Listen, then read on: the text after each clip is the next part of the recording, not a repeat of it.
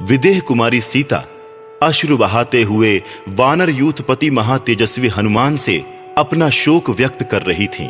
तब उसे सुनकर महातेजस्वी हनुमान इस प्रकार बोले, देवी, मैं सत्य की शपथ खाकर आपसे कहता हूं कि श्री रामचंद्र जी आपके विरह शोक से पीड़ित हो अन्य सब कार्यों से विमुख हो गए हैं। केवल आपका ही चिंतन करते रहते हैं। श्री राम के दुखी होने से लक्ष्मण भी सदा संतप्त रहते हैं। किसी तरह आपका दर्शन हो गया। अब शोक करने का अवसर नहीं है।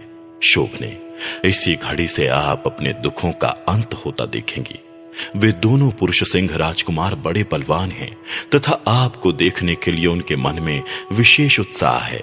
अतः वे समस्त राक्षस जगत को भस्म कर डालेंगे।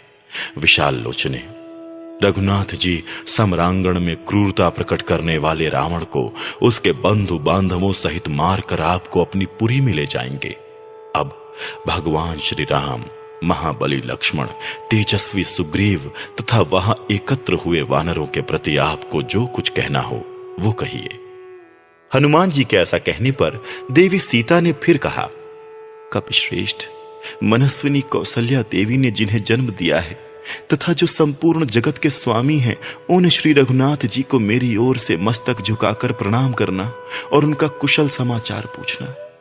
तत्पश्चात विशाल भूमंडल में भी जिसका मिलना कठिन है, ऐसे उत्तम ऐश्वर्य का भांति भांति के हारों, सब प्रकार के रत्नों तथा मनोहर सुंदरी स्त्रियों का भी परित्याग कर पिता माता को सम्मानित एवं राजी करके जो श्री रामचंद्र जी के साथ वन में चले आए, जिनके कारण सुमित्रा देवी उत्तम संतान वाली कही जाती हैं, जिनका चित्त सदा धर्म में लगा रहता है, जो सर्वोत्तम सुख को त्याग कर वन में बड़े भाई श्री राम की रक्षा करते हुए सदा उनके अनुकूल चलते हैं, जिनके कंधे सिंह के समान और भुजाएं बड़ी बड़ी हैं, जो देखने में प्रिय लगते हैं और मन को वश में रखते हैं, जिनका श्री राम के प्रति पिता के समान और मेरे प्रति माता के समान भाव तथा बर्ताव रहता है, जिन वीर लक्ष्मण को उस समय मेरे हरे जाने की बात नहीं मालूम हो सकी थी, जो बड़े बूढ़ों की सेवा में संलग्न रहने वाले, शोभाशाली, शक्तिशाली तथा कम बोलने वाले हैं,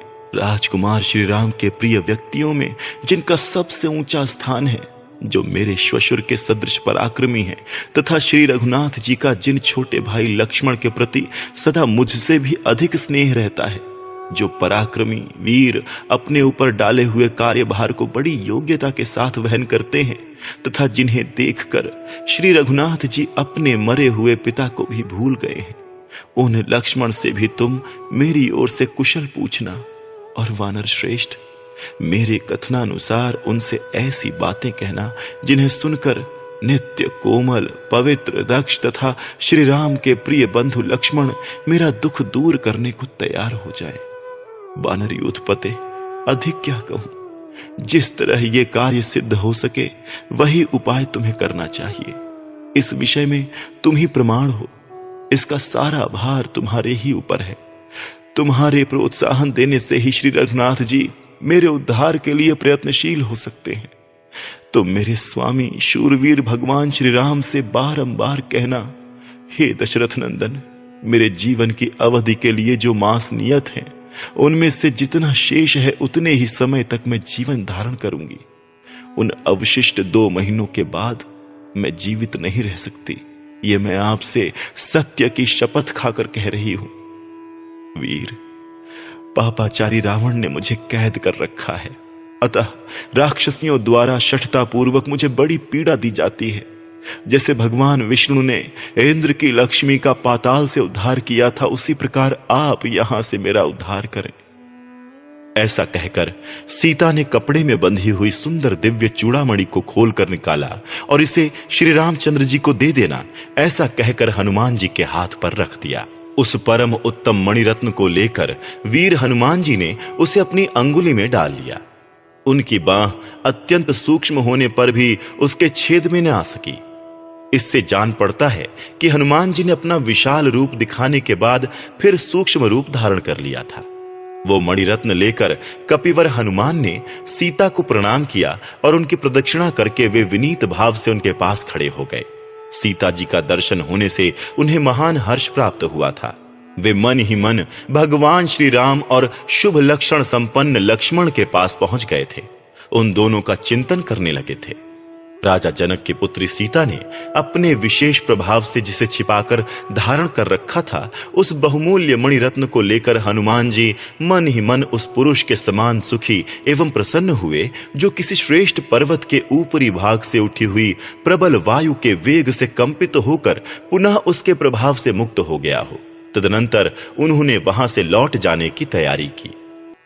एकोनचत्वारिंशः सर्गः। चूड़ामणि लेकर जाते हुए हनुमान जी से सीता का श्री राम आदि को उत्साहित करने के लिए कहना तथा समुद्र तरण के विषय में शंकित हुई सीता को वानरों का पराक्रम बताकर हनुमान जी का आश्वासन देना। मणि देने के पश्चात सीता हनुमान जी से बोली, मेरे इस चिन्ह को भगवान श्री रामचंद्र जी भली भांति पहचानते हैं। इस मणि को देखकर वीर श्री राम निश्चय ही 3 व्यक्तियों का, मेरी माता का, मेरा तथा महाराज दशरथ का एक साथ ही स्मरण करेंगे। कपिश्रेष्ठ, तुम पुनः विशेष उत्साह से प्रेरित हो इस कार्य की सिद्धि के लिए जो भावी कर्तव्य हो उसे सोचो। वानर शिरोमणि, इस कार्य को निभाने में तुम ही प्रमाण हो, तुम पर ही सारा भार है। तुम इसके लिए कोई ऐसा उपाय सोचो जो मेरे दुख का निवारण करने वाला हो। हनुमान, तुम विशेष प्रयत्न करके मेरा दुख दूर करने में सहायक बनो। तब बहुत अच्छा कहकर सीता जी की आज्ञा के अनुसार कार्य करने की प्रतिज्ञा करके वे भयंकर पराक्रमी पवन कुमार विदेह नंदिनी के चरणों में मस्तक झुकाकर वहां से जाने को तैयार हुए। पवन पुत्र वानर वीर हनुमान को वहां से लौटाने के लिए उद्यत जान मिथिलेश कुमारी का गला भर आया और वे अश्रुगद्ध वाणी में बोली, हनुमान, तुम श्री राम और लक्ष्मण दोनों को एक साथ ही मेरा कुशल समाचार बताना और उनका कुशल मंगल पूछना। वानर श्रेष्ठ, फिर मंत्रियों सहित सुग्रीव तथा अन्य सब बड़े बूढ़े वानरों से धर्म युक्त कुशल समाचार कहना और पूछना। महाबाहु, श्री रघुनाथ जी जिस प्रकार इस दुख के समुद्र से मेरा उद्धार करें, वैसा ही यत्न तुम्हें करना चाहिए। हे हनुमान, यशस्वी रघुनाथ जी जिस प्रकार मेरे जीते जी यहां आकर मुझसे मिले, मुझे संभालें, वैसी ही बातें तुम उनसे कहो और ऐसा करके वाणी के द्वारा धर्माचरण का फल प्राप्त करो। यूं तो दशरथ नंदन भगवान श्री राम सदा ही उत्साह से भरे रहते हैं, तथापि मेरी कही हुई बातें सुनकर मेरी प्राप्ति के लिए उनका पुरुषार्थ और भी बढ़ेगा। तुम्हारे मुख से मेरे संदेश से युक्त बातें सुनकर ही वीर रघुनाथ जी पराक्रम करने में विधिवत अपना मन लगाएंगे। सीता की यह बात सुनकर पवन कुमार हनुमान ने माथे पर अंजलि बांधकर विनय पूर्वक उनकी बात का उत्तर दिया। देवी, जो युद्ध में सारे शत्रुओं को जीतकर आपके शोक का निवारण करेंगे, वे ककुत्थ कुलभूषण भगवान श्री राम श्रेष्ठ वानरों और भालुओं के साथ शीघ्र ही यहां पधारेंगे। मैं मनुष्यों, असुरों अथवा देवताओं में भी किसी को ऐसा नहीं देखता जो बाणों की वर्षा करते हुए भगवान श्री राम के सामने ठहर सके। भगवान श्री राम विशेषतः आपके लिए तो युद्ध में सूर्य, इंद्र और सूर्यपुत्र यम का भी सामना कर सकते हैं। वे समुद्र पर्यंत सारी पृथ्वी को भी जीत लेने योग्य हैं। जनक नंदिनी, आपके लिए युद्ध करते समय श्री रामचंद्र जी को निश्चय ही विजय प्राप्त होगी। हनुमान जी का कथन युक्ति युक्त, सत्य और सुंदर था।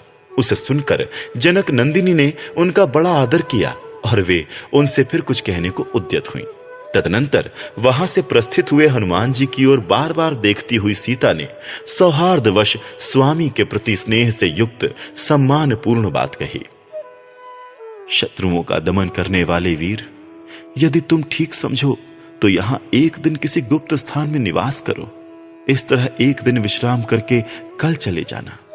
वानर वीर, तुम्हारे निकट रहने से मुझ मंद भागिनी के महान शोक का थोड़ी देर के लिए निवारण हो जाएगा।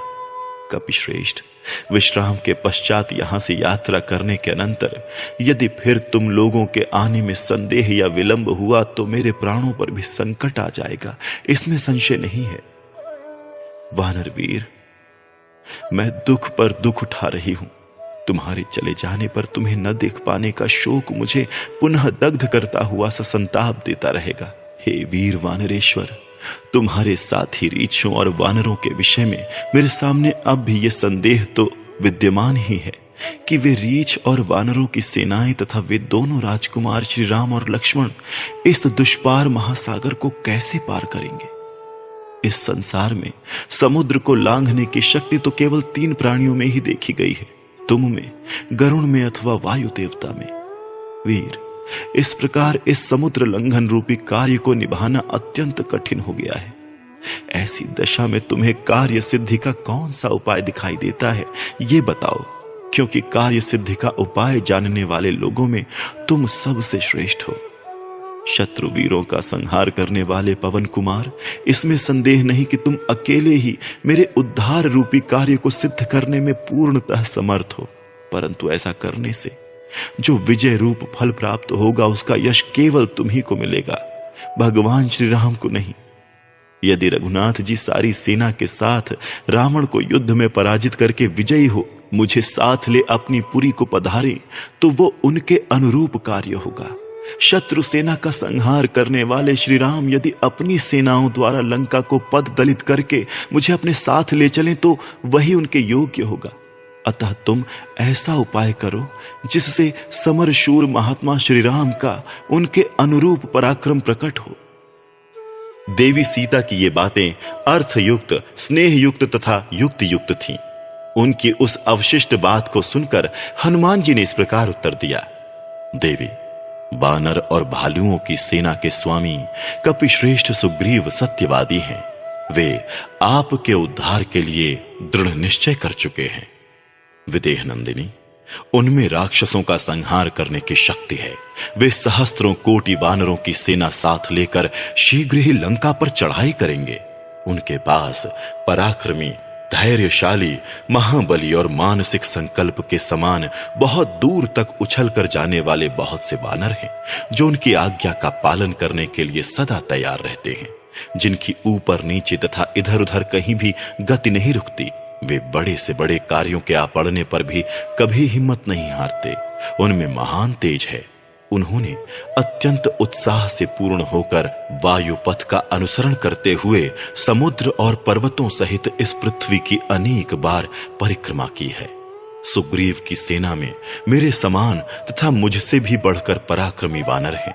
उनके पास कोई भी ऐसा वानर नहीं है जो बल पराक्रम में मुझसे कम हो। जब मैं ही यहां आ गया तब अन्य महाबली वीरों के आने में क्या संदेह है। जो श्रेष्ठ पुरुष होते हैं उन्हें संदेशवाहक दूत बनाकर नहीं भेजा जाता, साधारण कोटि के लोग ही भेजे जाते हैं। अतः देवी, आपको संताप करने की आवश्यकता नहीं है।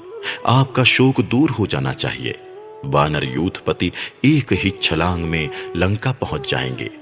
उदय काल के सूर्य और चंद्रमा की भांति शोभा पाने वाले और महान वानर समुदाय के साथ रहने वाले वे दोनों पुरुष सिंह श्री राम और लक्ष्मण मेरी पीठ पर बैठकर आपके पास पहुंचेंगे।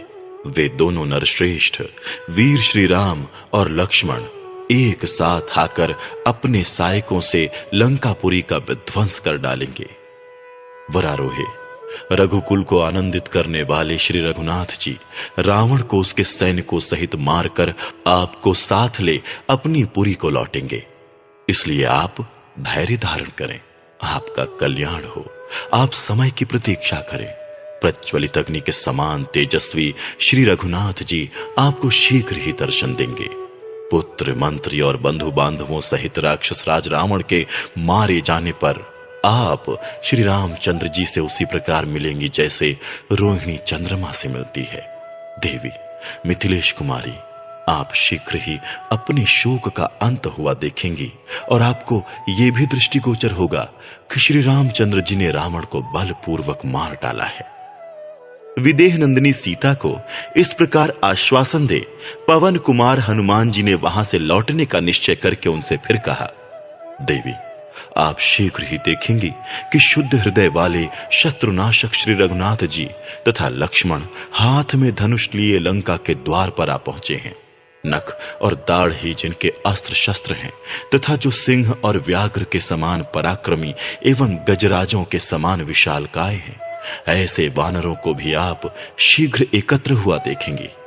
आर्य, पर्वत और मेघ के समान विशालकाय मुख्य मुख्य वानरों के बहुत से झुंड लंकावर्ती मलय पर्वत के शिखरों पर गरजते दिखाई देंगे। श्री रामचंद्र जी के मर्म स्थल में कामदेव के भयंकर बाणों से चोट पहुंची है, इसलिए वे सिंह से पीड़ित हुए गजराज की भांति चैन नहीं पाते हैं। देवी, आप शोक के कारण रोदन न करें, आपके मन का भय दूर हो जाए। शोभने जैसे शची देवराज इंद्र से मिलती हैं, उसी प्रकार आप अपने पति देव से मिलेंगी। भला श्री रामचंद्र जी से बढ़कर दूसरा कौन है, तथा लक्ष्मण जी के समान भी कौन हो सकता है। अग्नि और वायु के तुल्य तेजस्वी वे दोनों भाई आपके आश्रय हैं, अतः आपको कोई चिंता नहीं करनी चाहिए। देवी, राक्षसों द्वारा सेवित इस अत्यंत भयंकर देश में आपको अधिक दिनों तक नहीं रहना पड़ेगा। आपके प्रियतम के आने में विलंब नहीं होगा। जब तक मेरी उनसे भेंट ना हो, उतने समय तक के विलंब को आप क्षमा करें। चत्वारिंशः सर्गः। सीता का श्री राम से कहने के लिए पुनः संदेश देना तथा हनुमान जी का उन्हें आश्वासन दे उत्तर दिशा की ओर जाना। वायुपुत्र महात्मा हनुमान जी का वचन सुनकर देव कन्या के समान तेजस्विनी सीता ने अपने हित के विचार से इस प्रकार कहा, वानरवीर, तुमने मुझे बड़ा ही प्रिय संवाद सुनाया है। तुम्हें देखकर हर्ष के मारे मेरे शरीर में रोमांच हो आया है। ठीक उसी तरह जैसे वर्षा का पानी पड़ने से आधी जमी हुई खेती वाली भूमि हरी भरी हो जाती है, मुझ पर ऐसी दया करो जिस समय शोक के कारण दुर्बल हुए अपने अंगों द्वारा नर श्रेष्ठ श्री राम का प्रेम पूर्वक स्पर्श कर सकूं। वानर श्रेष्ठ, श्री राम ने क्रोधवश जो कौए की एक आंख को फोड़ने वाली सीख का बाण चलाया था, उस प्रसंग की तुम पहचान के रूप में उन्हें याद दिलाना। मेरी ओर से यह भी कहना कि प्राणनाथ, पहले की उस बात को भी याद कीजिए कि जब मेरे कपोल में लगे हुए तिलक के मिट जाने पर आपने अपने हाथ से मैनसिल का तिलक लगाया था। महेंद्र और वरुण के समान पराक्रमी प्रियतम, आप बलवान होकर भी अपहृत होकर राक्षसों के घर में निवास करने वाली मुझ सीता का तिरस्कार कैसे सहन करते हैं। निष्पाप प्राणेश्वर, इस दिव्य चूड़ामणि को मैंने बड़े यत्न से सुरक्षित रखा था और संकट के समय इसे देखकर मानो मुझे आपका ही दर्शन हो गया हो, इस तरह मैं हर्ष का अनुभव करती थी। समुद्र के जल से उत्पन्न हुआ ये कांतिमान मणिरत्न आज आपको लौटा रही हूं। अब शोक से आतुर होने के कारण मैं अधिक समय तक जीवित नहीं रह सकूंगी। दुस्सह दुख, हृदय को छेदने वाली बातें और राक्षसियों के साथ निवास, ये सब कुछ मैं आपके लिए ही सह रही हूं। राजकुमार शत्रुसूदन, मैं आपकी प्रतीक्षा में किसी तरह 1 मास तक जीवन धारण करूंगी। इसके बाद आपके बिना मैं जीवित नहीं रह सकूंगी। ये राक्षस राज रावण बड़ा क्रूर है, मेरे प्रति इसकी दृष्टि भी अच्छी नहीं है। अब यदि आपको भी विलंब करते सुन लूंगी तो मैं क्षण भर भी जीवित नहीं रह सकती। सीता जी के ये आंसू बहाते कहे हुए करुणाजनक वचन सुनकर महातेजस्वी पवन कुमार हनुमान जी बोले, देवी, मैं सत्य की शपथ खाकर कहता हूं कि श्री रघुनाथ जी आपके शोक से ही सब कामों से विमुख हो रहे हैं। श्री राम के शोकातुर होने से लक्ष्मण भी बहुत दुखी रहते हैं। अब किसी तरह आपका दर्शन हो गया, इसलिए रोने धोने या शोक करने का अवसर नहीं रहा। भामिनी, आप इसी मुहूर्त में अपने सारे दुखों का अंत हुआ देखेंगे। वे दोनों भाई पुरुष सिंह राजकुमार श्री राम और लक्ष्मण सर्वत्र प्रशंसित वीर हैं। आपके दर्शन के लिए उत्साहित होकर वे लंकापुरी को भस्म कर डालेंगे। विशाल लोचने, राक्षस रावण को समरांगण में उसके बंधु बांधवों सहित मारकर वे दोनों रघुवंशी आपको अपनी पुरी में ले जाएंगे। सती साध्वी देवी, जिसे श्री रामचंद्र जी जान सकें और जो उनके हृदय में प्रेम एवं प्रसन्नता का संचार करने वाली हो, ऐसी कोई और भी पहचान आपके पास हो तो वो उनके लिए मुझे आप दें। तब सीता जी ने कहा, कपिश्रेष्ठ, मैंने तुम्हें उत्तम से उत्तम पहचान तो दे ही दी। वीर हनुमान, इसी आभूषण को यत्न पूर्वक देख लेने पर श्री राम के लिए तुम्हारी सारी बातें विश्वसनीय हो जाएंगी। उस श्रेष्ठ मणि को लेकर वानर शिरोमणि श्रीमान हनुमान देवी सीता को सिर झुकाकर प्रणाम करके वहां से जाने को उद्यत हुए। वानर यूथपति महावेगशाली हनुमान को वहां से छलांग मारने के लिए उत्साहित हो बढ़ते देख जनक नंदिनी सीता के मुख पर आंसुओं की धारा बहने लगी। वे दुखी हो अश्रुगद्ध वाणी में बोली, हनुमान, सिंह के समान पराक्रमी दोनों भाई श्री राम और लक्ष्मण से तथा मंत्रियों सहित सुग्रीव एवं अन्य सब वानरों से मेरा कुशल मंगल कहना। महाबाहु श्री रघुनाथ जी को तुम्हें इस प्रकार समझाना चाहिए जिससे वे दुख के इस महासागर से मेरा उद्धार करें। वानरों के प्रमुख वीर, मेरा ये दुहसा शोक वेग और इन राक्षसों की ये डांट डपट भी तुम श्री राम के समीप जाकर कहना। जाओ, तुम्हारा मार्ग मंगलमय हो। राजकुमारी सीता के इस अभिप्राय को जानकर कपिवर हनुमान ने अपने को कृतार्थ समझा और प्रसन्न चित्त होकर थोड़े से शेष रहे कार्य का विचार करते हुए वहां से उत्तर दिशा की ओर प्रस्थान किया। इस प्रकार श्री वाल्मीकि निर्मित आर्ष रामायण आदि काव्य के सुंदर कांड में 40वां सर्ग पूरा हुआ।